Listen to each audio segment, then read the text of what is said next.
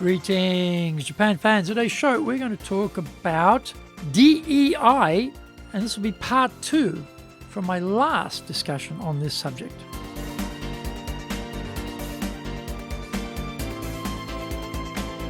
Maishu, arigatou gozaimasu, and welcome back to the 10th year of the Leadership Japan series. And I'm your host in Tokyo, Dr. Greg Story, Dale Carnegie Tokyo franchise owner, president of Dale Carnegie Tokyo Training, and the 3-time best-selling author of Japan Sales Mastery, which is Zaegyo in Japanese, Japan Business Mastery, and Japan Presentations Mastery. My new book, Stop Wasting Money on Training in Japanese, Training de Okane o Mura ni suru no wa yamimashou, and all of my books are available on Amazon. This podcast brings insights, examples, and experience about leading in Japan. Trust me, it is different here. Don't forget to subscribe and share this podcast with your family, friends, and colleagues. We are not being sponsored by Libsyn, but we value your privacy, which is why we have our podcast hosted by Libsyn. Unlike many other hosting organizations, Libsyn have a strict policy that does not allow access to your private information by anyone. Here is our daily podcast lineup on Apple Podcasts. Mondays, the Cutting Edge Japan Business Show podcast. Tuesday, the Presentation Japan series, and every second Tuesday, the Business Tatsujin no Oishia show. Wednesdays, the Sales Japan series. Thursdays, the Leadership Japan series, and every second Thursday, the Business Pro Podcasto show. Fridays, the Japan Business Mastery Show podcast. Saturdays, Japan's top business interviews. Before we get going, today's handy Japanese phrase is yappari ne. Yappari ne. I thought so. Or just as I thought. Yappari ne. Yappari ne. Yappari ne. I thought so. Yeah, that's what I thought. I thought that. Yappari ne. Yappari ne. Yappari ne. This is episode number 512. And today we are talking about key factors to achieving diversity, equity, and inclusion in Japan, part 2. In part 1 of key factors to achieving diversity, equity, and inclusion in Japan, I covered building trust and psychological safety, as well as looking at the issues around cultural awareness.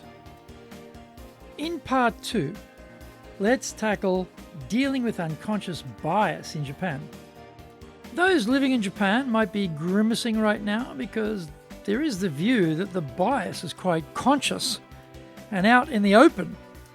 Some of our clients tell us that they have a good proportion of their male staff who do not support the attention being given to diversity, equity, and inclusion, and they say they feel they are the victims. The post-war period in Japan saw a number of transitions.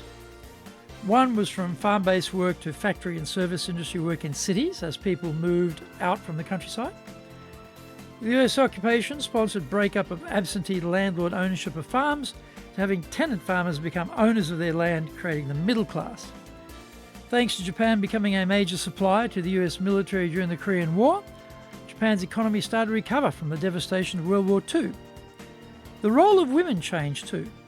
They had been important labour inputs for farming and factory work, and now full-time motherhood became possible as the economy improved.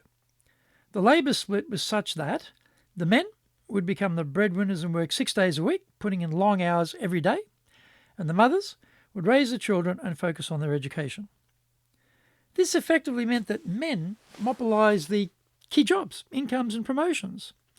Today, women are more active in the workforce, although many are working part-time. For example, 70% of male workers work 5 days per week, whereas the corresponding number for women is 40%. Surprisingly, overall, Japan has a greater rate of female workplace participation than the USA. Men have had a monopoly on work opportunities, but that is being challenged by the emergence of well-educated and talented women. And unsurprisingly, some men working for our clients are feeling threatened by all this talk about diversity and inclusion. Those are the conscious biases. The National Institute of Population and Social Security research estimates Japan's population will decline by 21% to only 100 million by 2049. Companies recognise this, and so there is a greater requirement for female participation in work, and the push is on to make Japan more inclusive of women in the workplace. Unconscious biases, however, still need addressing. Political correctness drives the resistance underground, and unconscious biases become the next hurdle to overcome. Here are 7 biases which need addressing. Confirmation bias. This occurs when male bosses look for information which supports their bias or stereotype. For example, working mothers won't be able to be promoted because they cannot put in the same amount of hours as their male colleagues or be given the same amount of responsibility, so better not to promote these women. Or when women get married, they will disappear from the workforce to have children, so no point in giving them a lot of accountability because they won't be around. This reduces the opportunities that these women are given and negatively impacts their progress through the ranks into leadership positions. Data from the Teikoku Databank showed that in April 2021, only 8% of Japanese company presidents were women. Additionally, half of these women took over the family business when their husbands or relatives passed away. A lack of female role models becomes a vicious cycle where women conclude they cannot get to the top. The system seems to be against women succeeding for those at the bottom levels. As companies move away from hours contributed to results produced, this bias will be reduced. Most of those long hours the men are putting in are not effective and are more of a nod to social convention than increasing productivity. Currently, according to a Robert Walters June 2022 survey, only 30% of respondents thought their compensation system was tied to their performance and skills. Number 2, groupthink bias. This is when people want to fit into the group. And this is a core tenet of Japanese society, how to fit in. In the male-dominated work world, this means fitting in with how the men want to run things. For example, of course it is better to promote the men because they'll be sticking around, unlike the women who are not as able to commit everything to their work because of raising children or taking care of aging parents. Number 3, halo effect bias. This is a bit tricky, but it occurs when one characteristic dominates other characteristics and our perception is to see things through rose-coloured glasses. The ability of men to work unlimited overtime, unlike the women, because they don't have to pick up the kids or take care of aging parents, makes them seem more reliable to their male bosses. Naturally, this reliability results in them being given the lead for projects, which then become springboards to promotion and greater responsibilities. Find out more when we come back from the break. Today's show is brought to you by our public courses, but we also are doing custom in-house programs. We do these in both Japanese and English. We do them face-to-face in our super safe classroom, and we do them live online. On the 18th of May, we'll be doing leadership training for managers. This is the course that just about every Japanese manager needs because they're not trained properly.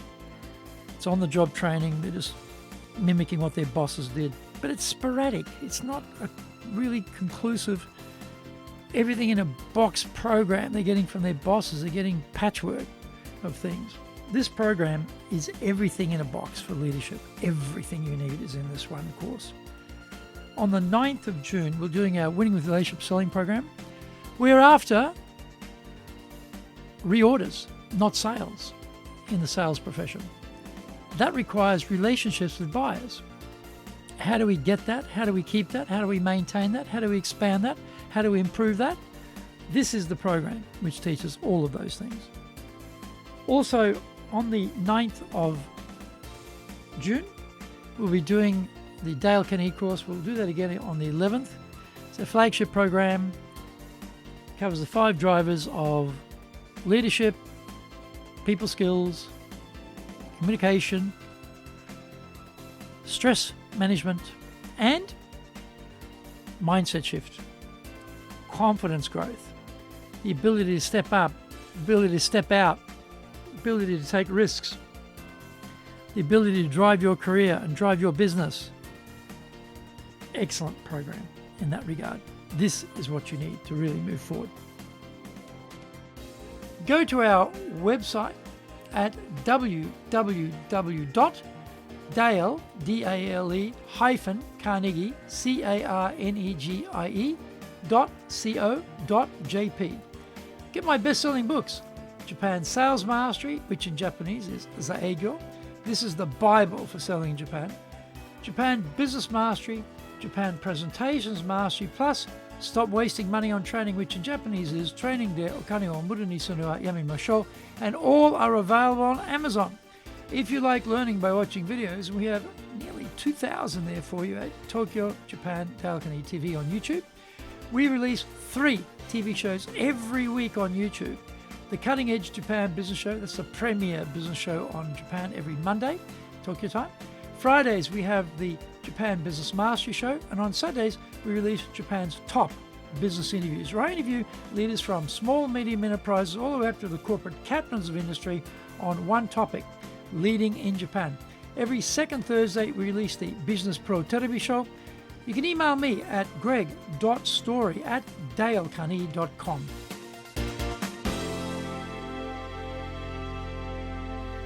Welcome back. Number 4, Horn's effect bias. This is the opposite phenomenon, where women are judged negatively in one aspect, and this is extrapolated across multiple fronts. If one woman can't stay back to complete the project, then all women are tarred with the same brush, and as a gender, they are not judged as being sufficiently reliable. Or, once they become pregnant, take a year and a half off from work on maternity leave, and the section has to carry their workload. So better not to give them critical areas of responsibility, just in case. Currently, senior and middle management in Japan are 80% male, according to a LinkedIn survey in February 2022. Declining demographic trends, however, will force companies to face how increasingly difficult it is becoming to recruit and retain staff. Consequently, they will have to become much more flexible around retaining and promoting their female staff, or risk losing them to competitors. Companies here are facing a zero-sum game future in the expanding war for talent. Number 5, in-group bias. This occurs when men prefer working with men rather than women. The upshot is men favour each other, and it seems obvious to them to include men in the project or to promote men rather than women. Number 6, projection bias. We do this when we assume that others think the same way we do. Because women are seen as different, it is preferred to surround yourself with other men because that seems easier and a better way to work. Increasingly, however, there is a growing call for more diversity in the Japanese workforce. Even the conservative peak business body, the Keidan Run, publicly came out in support of the need for greater diversity and promoting women's active participation in the workforce, this back in 2019. The think the same as everyone else mantra is recognised as not producing the innovative approaches companies are requiring. Number 7, rush to solve bias. When under pressure, we sometimes have to make rapid decisions. This can mean male bosses or colleagues prefer to ask other men for help. The bias arises because women are not seen as reliable enough or tough enough or non-emotional enough to contribute. The requirement for more diverse ideas, however, will increasingly force male leaders to gather more options. These will have to include the opinions of female staff in order to respond in an effective manner to the competitive challenges the company faces. Ultimately, the best ideas will win in the market. We don't know what we don't know would be a good way of highlighting these different male biases in the workplace. Every time one of these biases emerges, they have to be called out and challenged if we are going to get to any real inclusivity in the workplace. Some part of the opposition will be ideological, and other parts will be plain ignorance of the biases in operation. Both have to be confronted and worked on, or there will be no organic change for 1,000 years in Japan. This has to come from the very top of the organization and has to be sustained until there is real change. There's a lot of noise and rhetoric in Japan about the importance of diversity, which here fundamentally means gender issues rather than age, race, religion, or sexual identity. Major companies, both foreign and domestic, proclaim its importance. But are they succeeding in doing anything effective about it apart from holding cosmetic internal awareness sessions? Are they addressing these unconscious biases we have covered, which are playing out inside their firms? My judgment is we still have a long way to go here. Inclusivity is the first rung on the ladder to get us to diversity. So let's start there. Thank you for joining the Leadership Japan series. If you found the program useful, then tell your family, friends, and colleagues. Don't forget to subscribe and share this podcast. You can contact me at greg.story@dalecarnegie.com. Our website is www.dale-carnegie.co.jp. Until the next episode, take what you thought valuable, put it into action, because idea application is what makes winners winners. So be one of them. Remember, I'm in your corner, committed to your success here in Nippon.